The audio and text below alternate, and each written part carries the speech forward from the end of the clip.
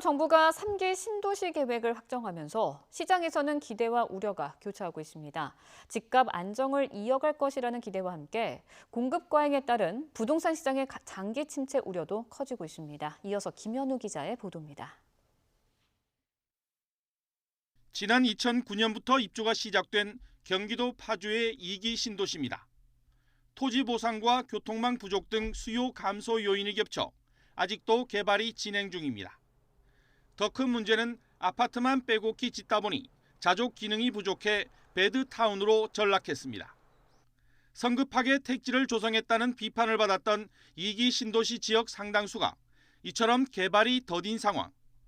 이 때문에 정부가 3기 신도시 지역을 확정하면서 내놓은 개발 대책의 핵심이 교통망 확충이었습니다. 지하철을 신설을 한다든지 아니면 또 도로망을 확충한다든지 BRT를 신설한다든지 해서 기존 도심에 계신 분들도 그걸 이용을 해서 도심 접근이 훨씬 더 용이하게. 하지만 정부의 주택시장 안정 목표, 특히 공급 확대 정책에 대한 우려가 커지고 있습니다.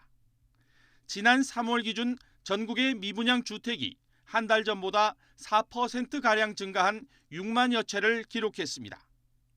특히 수도권 지역의 아파트 미분양 물량은 10,000 가구를 넘기면서 급증하고 있습니다. 장기적인 공급 증가로 인한 미분양 적체에 대한 불안감들도 동시에 커질 것으로 보여지고 있는데요.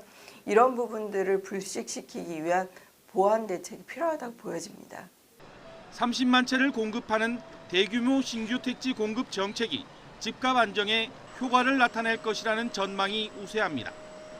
하지만 공급 과잉에 따른 부동산 시장 침체와 기존 신도시 집값 하락에 대한 불만이 높아지는 상황에서 3기 신도시 개발과 공급 속도를 조절해야 한다는 지적도 나오고 있습니다.